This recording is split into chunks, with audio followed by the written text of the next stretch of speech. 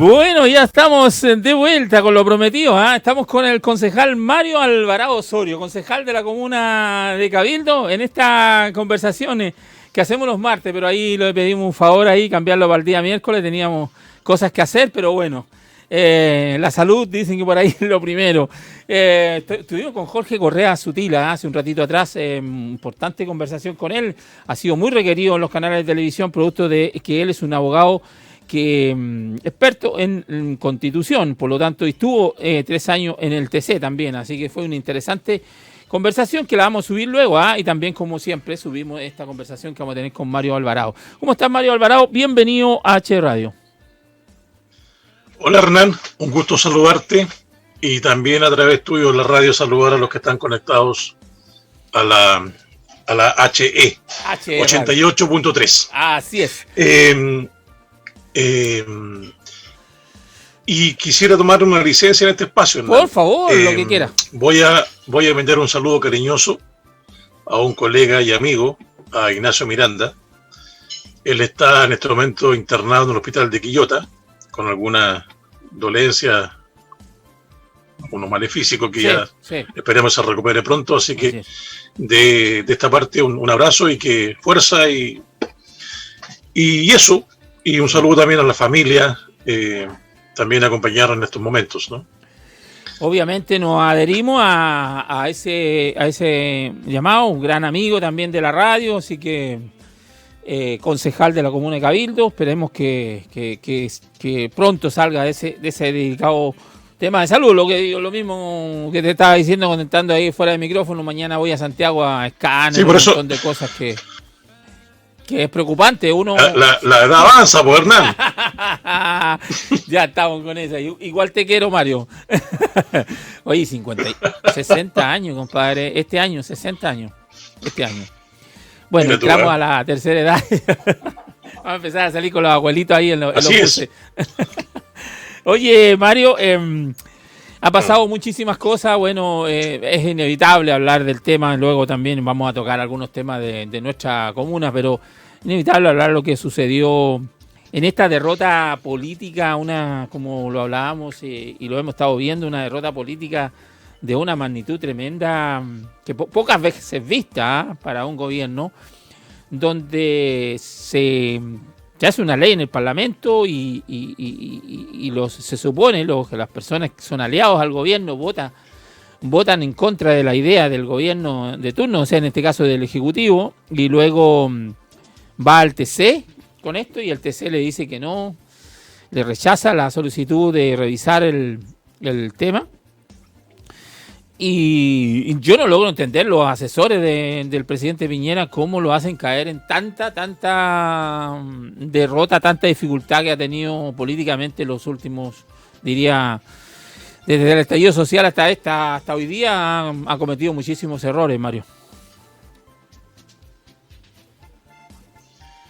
Sí, si hacemos un ranking de errores son bastantes, ¿no? Así es. Incluso antes del estallido social, si a veces perdemos la memoria de qué declaraciones hacían los ministros de este gobierno respecto de algunos acciones o acontecimientos de nuestra población, pues. Así es. Levántese temprano, compre flores que están más bajas. Nos olvidamos de esos detalles que pasaron el 2019, antes de octubre. Sí.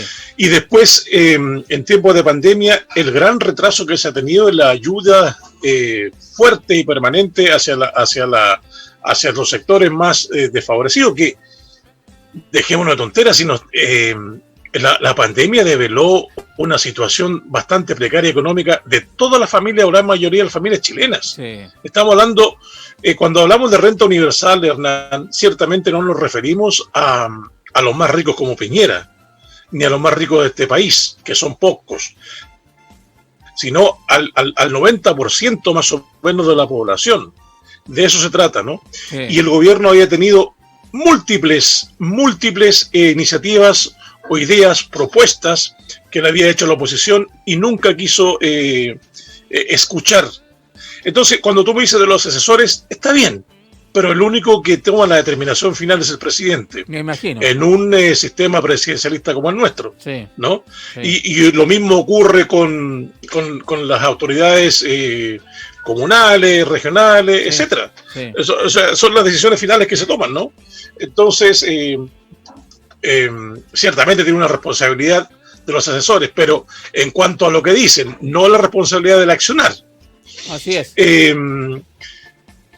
Así es. Esto se podría haber evitado. Mira, a mí no me gusta en principio hacer leña del árbol caído y el gobierno está en el suelo. Y No, necesitamos que por lo menos, fíjate lo que estoy diciendo, con un 9% de aprobación, está en el suelo, literalmente. Porque a Michelle Bachelet con un 26% ya se le decía que tenía que terminar. O sea, ¿qué queda con esto, no? Entonces, no soy de los... creo que el gobierno tiene todavía resolver funciones de Estado como las elecciones que se vienen. Tiene 10 meses todavía de desafíos y cómo implementa institucionalmente estas elecciones, que son varias. Entonces, no estoy de acuerdo menos ahora que se dio esta coyuntura de una acusación constitucional. Y nunca lo estaba tampoco. Pero bueno, como dije antes, pudo haberse resuelto de otra forma. Tenía montón de mecanismos. Montón de mecanismos para que... Mira, la política actualmente está viéndose como una derrota del otro, es como una humillación. Para salvar las dos situaciones de no tener derrotas humillantes. Lo pude haber hecho antes con haber tomado el proyecto y haberlo patrocinado él, ¿no? O a través antes de ir al tribunal de un veto por lo menos aditivo o sustitutivo. Si no le gustaba, bueno, pongamos en discusión alguna sustitución de lo que están proponiendo los parlamentarios y yo agrego a través del veto aditivo, agrego lo que yo propuse con las 200 lucas, por ejemplo. Por ejemplo, ¿no? O respecto de las rentas vitalicias. Bueno, pero no llego al extremis. Proporcionando lo que decimos como derrota. Tenía caminos. Así es. Pero mira, fíjate que ya sabiendo, ¿no es cierto? Ya pasó ya. Sí, no, y ya sabiendo la resolución del TC, podía hacer lo que tú dices, o sea, ir a un veto, ¿cierto? Para poder agregar lo que él quería agregar. Debería haberlo hecho antes incluso. Antes, para precisamente, como digo, no me gustan las derrotas a veces. Pero ahí no entiendo, Mario. ¿Puede vetar el presidente si no está salida todavía la ley? O sea, no está ya lista la ley en el Parlamento. ¿Lo puede vetar antes? Pero si la ley está lista, pues. Si la ley estaba lista. Sí, está lista. Pero pues si estaba tramitada, había pasado todos los procesos. Entonces, tomada la ley, el presidente apoyó al TC. Y no ir al TC, sino que al tío mandado la... haber hecho eso antes. Tenía un camino. Ahora te entiendo. Tenía un camino, ¿no? Sí, no lo había visto así, ahora te entiendo. Pero también, luego de saber del TC, tomó una buena decisión. Me imagino con la presión de los partidos políticos y todo el tema de promulgar este 10% y luego en unos días posteriores retira obviamente lo que había mandado y en posterior va a mandar una ley corta para ver el tema de este 2%, ¿no es cierto?, que pretende él que para poder recuperar las plata que se han sacado y también obviamente estos 200.000 pesos para las personas que no tienen nada de ahorro. Pero ahí ya hay letra chica. Yo estaba escuchando al ministro... Sí, pero ahí otra vez yo digo una torpeza también política. Mira, siempre en las leyes, en la tramitación o la discusión, por lo menos hay toda una acción legislativa para ver cómo está el ambiente de esto, ¿no? Para ver cómo están los distintos puntos de la propuesta de ley. Y eso es un trabajo que se hace con los parlamentarios. Y eso es histórico, siempre se ha dado. Entonces, este gobierno un poco ha renunciado a eso. Y se encuentra cada vez con choques permanentes con el Congreso porque no le aceptan las cosas. Entonces, antes de eso, ha faltado esa acción legislativa. Y está cometiendo, yo diría, el mismo error con la propuesta de las 200 lucas cuando amarra un 2% de restitución por parte de 1% del empleador y 1% del Estado, sí, y que vayan a la AFP. Entonces, ¿a qué me refiero con el error? Saliendo la tirria, perdón la expresión, saliendo la animadversión que existe respecto de la AFP, y así una discusión por lunga data, a largo tiempo ya, sí, respecto de la AFP, y que están deslegitimadas respecto de la ciudadanía, sí, pone amarrados a dos cosas. O sea, ¿me entiendes? Sí. Esa es la falta de tacto que tiene esta propuesta. Y eso seguramente a eso te referías tú con la letra chica. Sí, ¿no? Se ha encontrado con una pared muy grande ya en el Parlamento. Claro, pues. Claro. Porque esa discusión del 2% tiene que verse la discusión de la reforma previsional a mayor escala. Es una cuestión separada de esta bono que se tiene que dar a la ciudadanía. ¿No? Porque se están mezclando las cosas. Así es. Creo yo. Y ahora con este tercer retiro ya aprobado, ya salió, me parece, que de la Cámara de Diputados la ley, la reforma al sistema previsional en Chile, ¿no? De ir al Senado ahora. Esperemos que se apuren ahora. Si ya 10 años, Mario. 10 años la ley tramitándose en el Congreso. O sea, me parece que entró en el gobierno el primer gobierno Piñera, entró y pasó todo el gobierno la Bachelet y ahora prácticamente todo el gobierno del nuevo mandato de Piñera. Entonces yo no logro entender cómo se pueden demorar tanto en algo tan relevante y tan necesario hoy día. Esta mañana entregaban algunas cifras y el 50% de las personas en Chile, Mario, ganan un promedio de 400.000 pesos.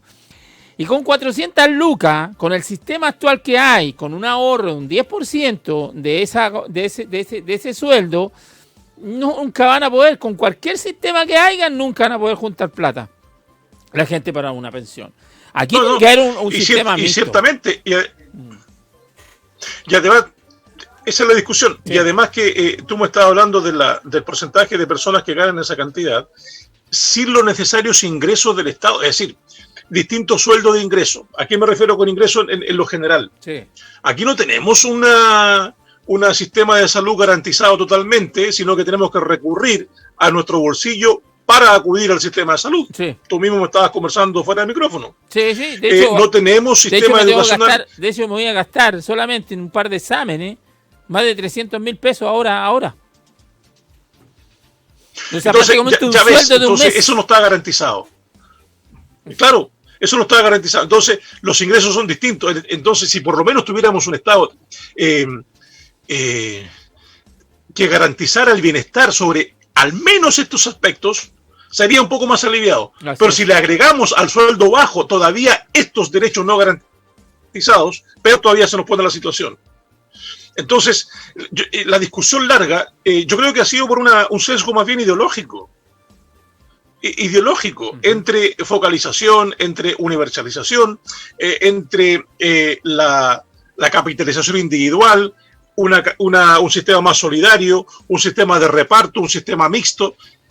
Ha estado ahí las trincheras.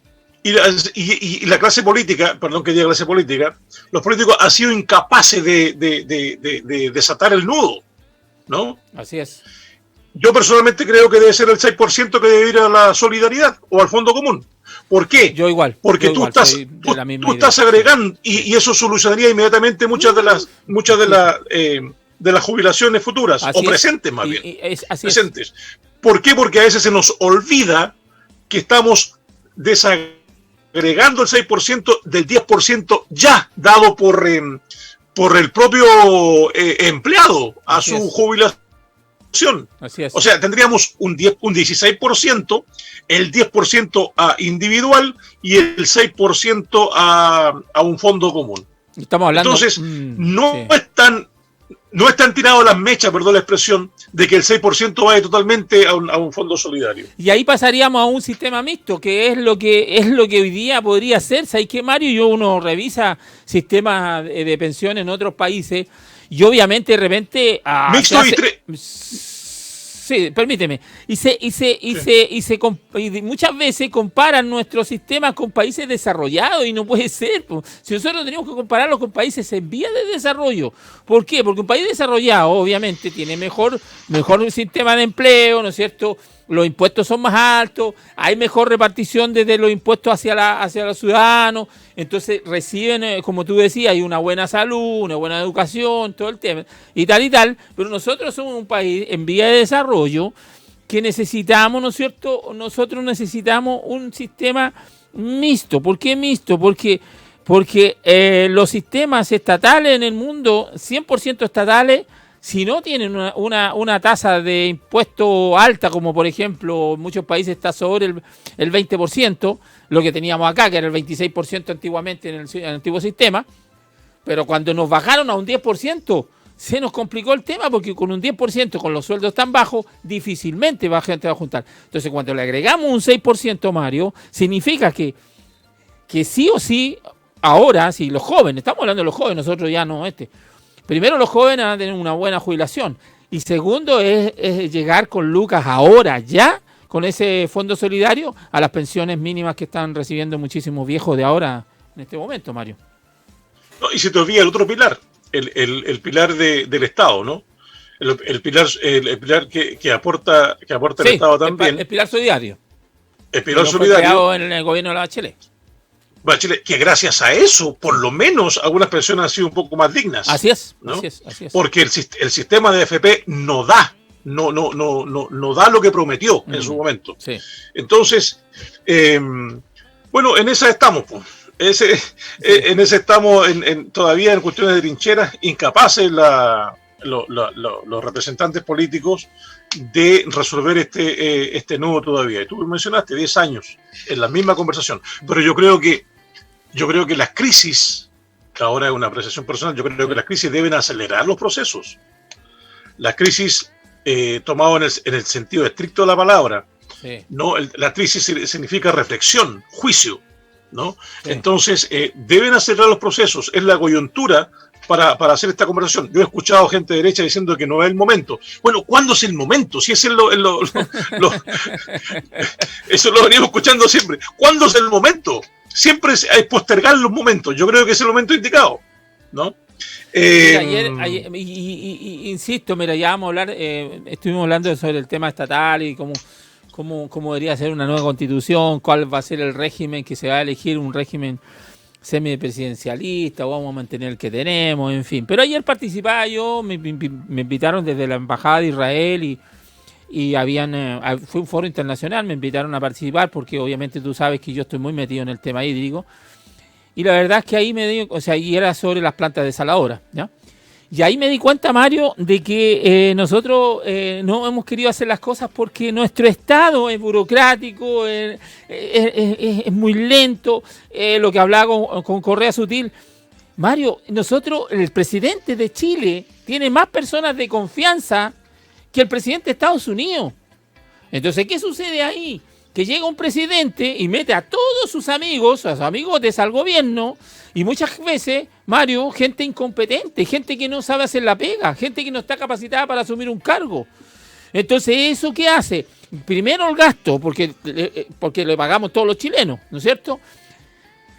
Entonces, eso se tiene que cambiar también en una nueva constitución, que el presidente sí tiene que tener personas de confianza como sus ministros, qué sé yo, y tal, pero no la cantidad que tiene en este minuto. Ya tiene que ir gente a que sea elegida democráticamente y gente que entre a un cargo público por su mérito, por su conocimiento, por su capacidad. Entonces, ese tipo de cosas no puede seguir sucediendo en nuestro país, si no, no vamos a salir nunca al desarrollo. No vamos a llegar nunca al desarrollo, perdón.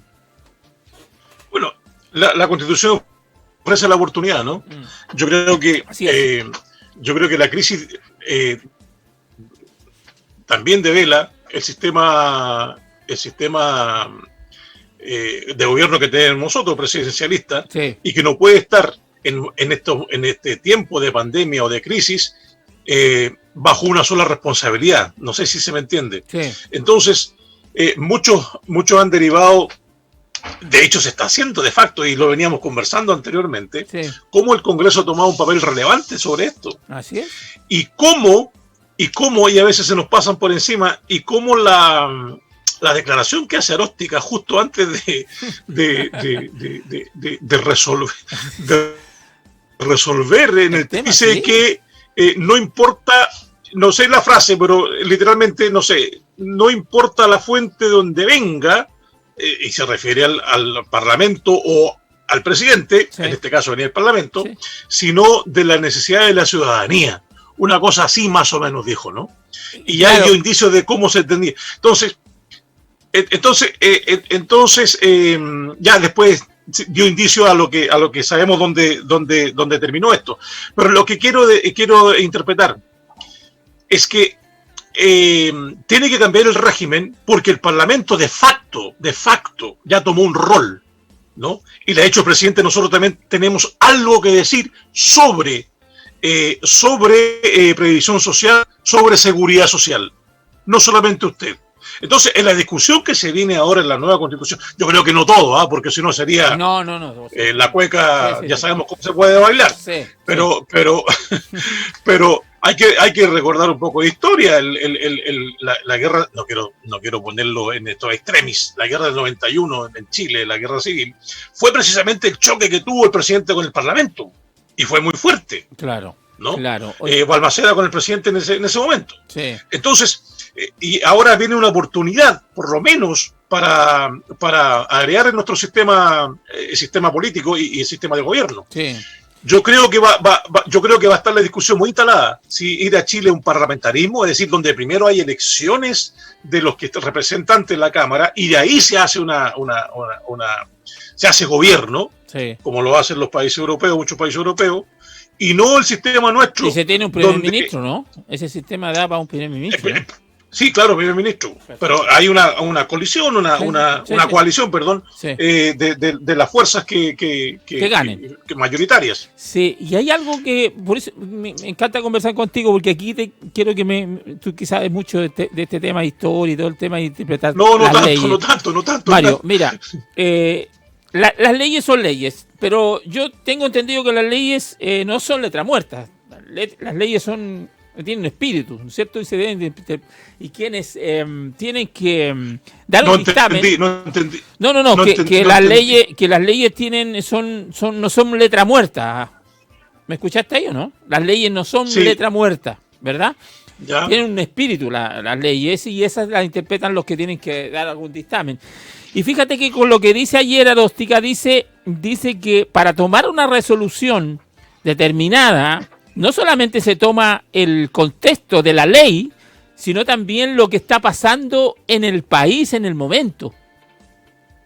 Y yo no tenía idea que se tomara un parámetro para tomar una decisión tan importante como la que se debía tomar ayer, que se tomara la situación que está viviendo el país en el momento de dirimir.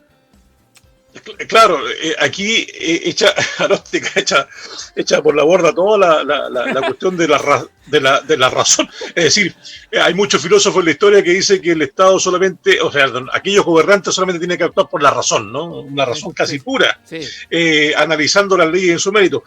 Pero los que juzgan, por eso se llama sentencia, sí, no, lo que se siente, sí, los que juzgan no vienen de Marte, si viven en un contexto social. Así es. Son personas, viven en un contexto social, tienen emociones, tienen un montón de cosas. Así es. Entonces, no son ángeles los que están legislando, y con una razón, como digo, pura. Entonces, algo de razón tiene Aróstica ahí. Sí. Pero, a ver. Pero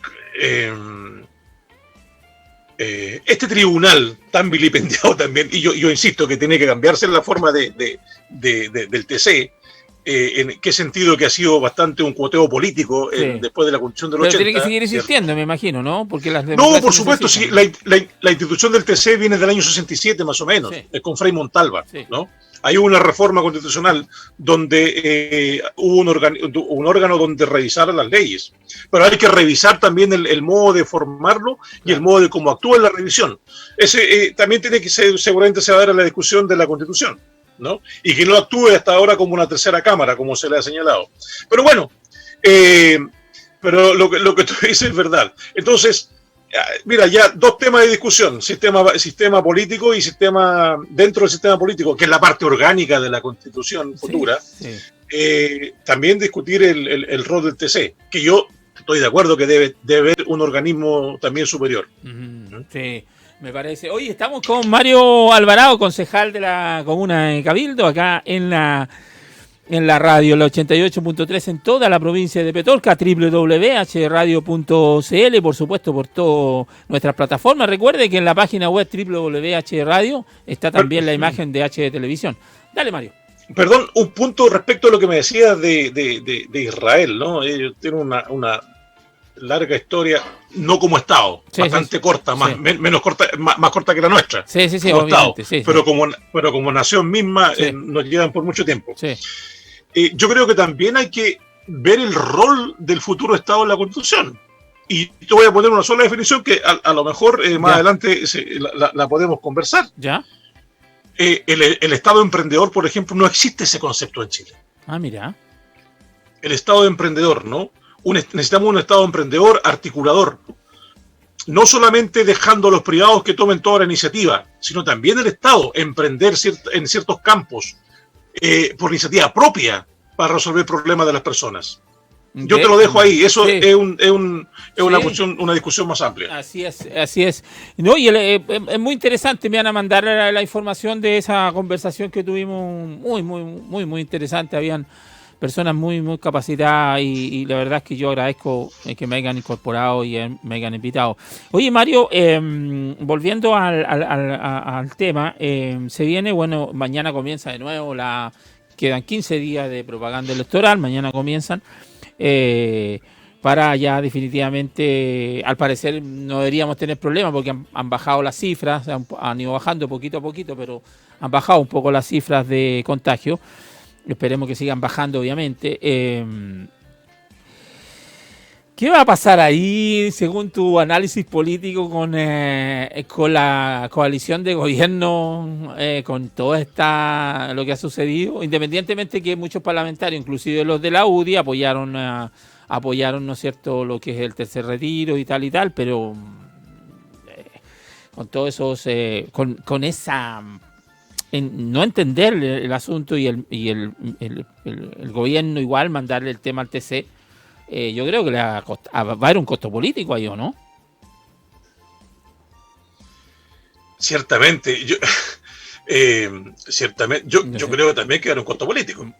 Una, por las actuaciones del gobierno. Fíjate que cuando el gobierno da el anuncio de su proyecto de ley y lo pone como tercer retiro, no lo hace ni siquiera con una representación alta de los distintos conglomerados, si quieres tú también, incluso de oposición. Eso quiere decir que ni siquiera hubo un trabajo legislativo, no estuvo de acuerdo. ¿Y con quién aparece ahí? Con sus candidatos presidenciales propios del sector. Así es. Y con sus ministros. Parece una cuestión más sectaria, ¿no? Sectaria. Pues bien, si ponemos esa imagen y ponemos que ese proyecto fracasó, yo creo que indudablemente va a tener una repercusión también en las elecciones, creo. Sí. Y si decimos que hay una desaprobación de un 81% de la población de lo que está haciendo el gobierno, claro, se entiende por qué. Yo no sé si por convicción, no quiero tener más la fe. No sé si por convicción, y lo pongo, dejémoslo ahí. Sí. Los parlamentarios de Chile Vamos se han unido a la oposición en este sentido, de apoyar ciertas iniciativas de la oposición. Sí. ¿Por una cuestión de convicción de necesidad de las personas o por una cuestión de elecciones que se le viene encima? ¿No? ¿Y por qué? Porque muchos lo han acusado. Yo creo que eso corre para todos los parlamentarios. No, pero está bien, pero es más fácil la posición de la oposición en este sentido. Ya. Porque se supone que los parlamentarios de un tipo de gobierno tienen que apoyar al gobierno. Sí, pero también es lo que hemos dicho muchas veces, Mario, que los parlamentarios o los alcaldes o quien sea autoridad elegida, tampoco tiene que ser un buzón de los partidos políticos, de la presión de los partidos políticos. Yo creo que, sí. Como tú dijiste recién, o sea, somos personas, actuamos, sentimos y qué sé yo, y tenemos que actuar también con nuestros sentimientos. O sea, espero que sea eso. Por eso puse las dos cosas. Espero que sea eso. Así es, yo también. Oye, Mario, nos encanta conversar con Mario Alvarado, concejal de Cabildo. Esperemos la elección en el próximo 15 y 16 de abril.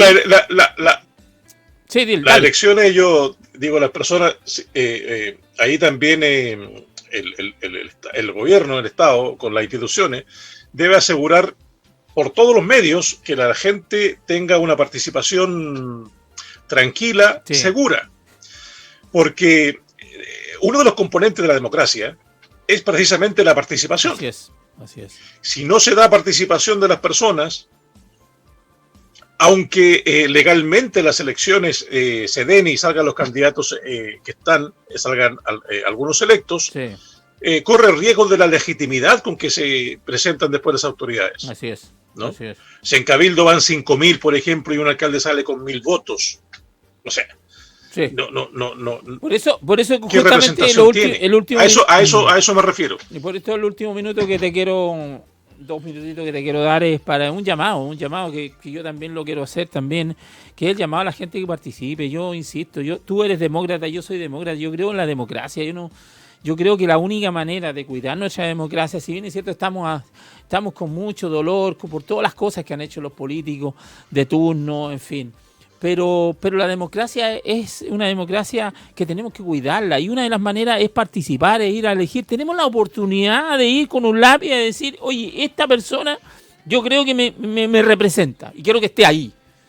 Entonces el día de mañana, a mí me da lata cuando dicen, yo no voto. Entonces, ¿con qué derecho? Si te dan la oportunidad de ir con el voto, a elegir y a hacer cambios fundamentales en nuestra conducción de nuestra democracia, y no lo haces. Entonces el llamado, yo creo, y lo hago con mucha fuerza, es que la gente salga, y con todos los cuidados que hay que tener por la pandemia, pero vamos a tener 2 días para ir a votar, ir a elegir a las personas y actuar en esta democracia. Cumplir con nuestro rol, que yo creo que tiene que ser en algún minuto tiene que volver a ser obligatorio, porque creo que es un deber como ciudadano de cumplir con, no solamente exigimos muchos derechos nosotros, somos re buenos para exigir derechos, pero no lo acordamos que también tenemos que deberes con nuestra patria, Mario. Sí, y también un hito, no sé si un recorrido, pero hacer presente la reflexión. Llegar a los momentos de votación como lo hacemos actualmente ha costado sangre. Así es. En la historia. Así es. ¿No? Acordémonos que Chile hasta hace poco tenía un voto censitario, y cuando hablo de voto censitario estamos hablando de antes de 1900. Es decir, aquellos que tenían solamente bienes, patrimonio, podían participar en la vida política. Imagínate. ¿No? Entonces, es una